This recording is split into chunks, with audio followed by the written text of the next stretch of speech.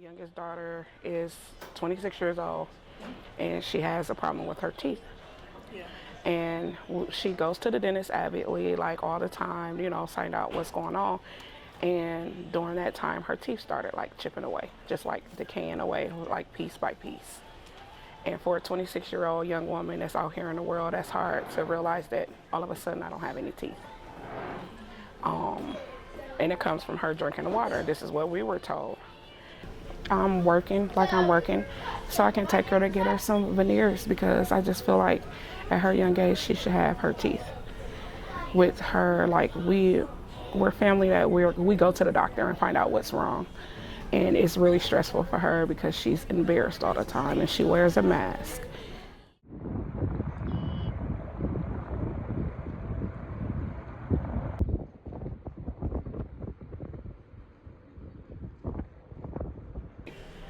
Like me, myself, I have lupus and fibromyalgia, so my immune system is compromised a lot.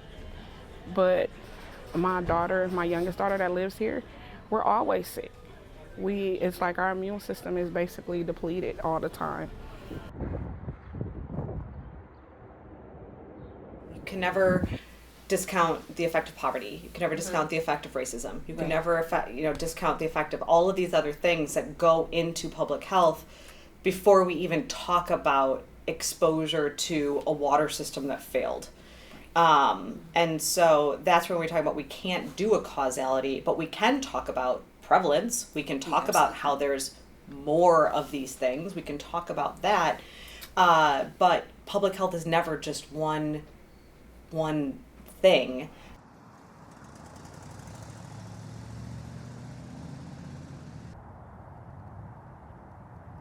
I have not found a Genesee County doctor that will state that the water caused the autism, the cognitive impairments, the eczema. They will not one doctor will state it was because of the water.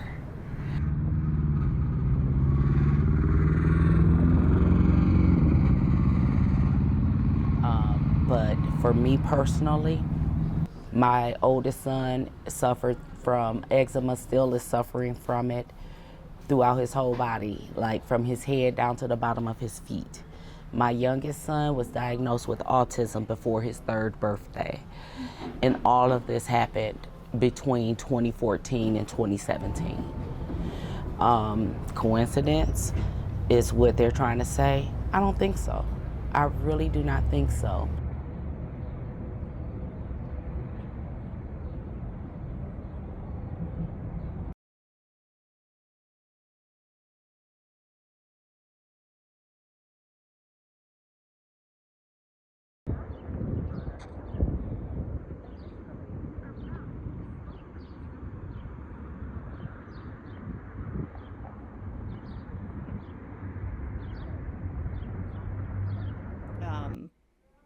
There have been a lot of discussions about like kidney disease, liver disease, cognitive decline, obviously a plethora of cancers.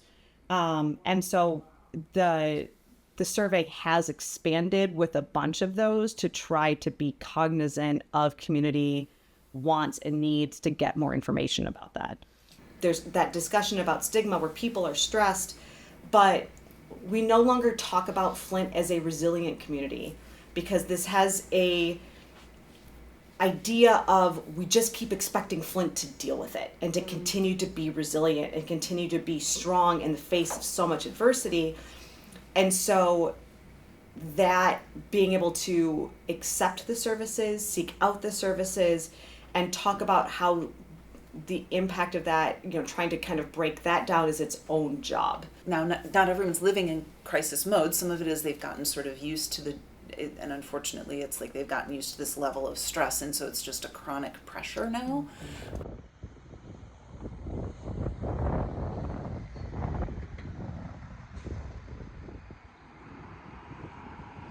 I'm speaking to you as a pediatrician, and that was the most enraging thing.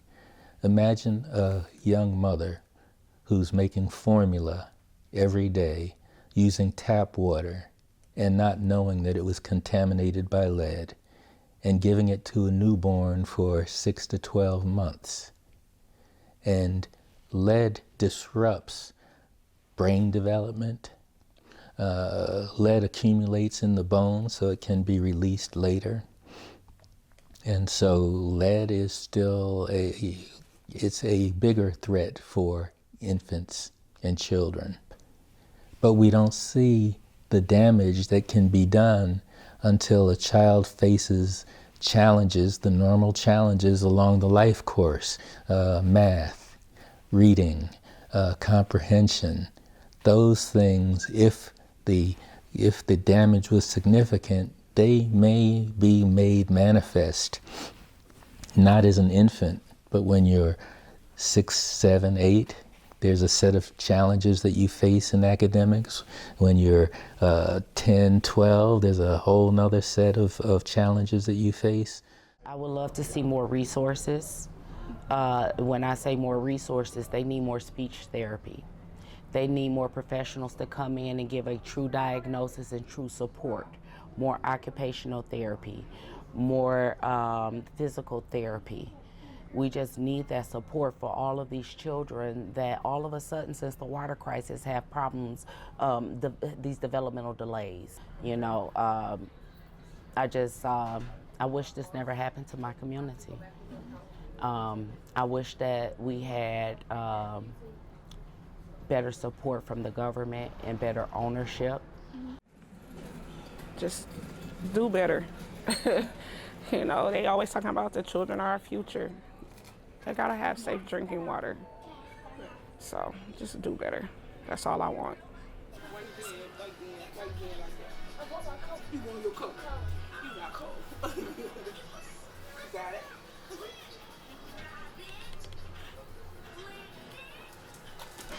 How you know what's going on? The building could be on fire. What are you listening to? Why do you have it so long? For me, it saddens me that 12 years later almost, we still haven't even gotten an apology. No one has said, I'm sorry this has happened to you all. Let's see what we can do to make it right. Do you know how far an apology goes sometimes?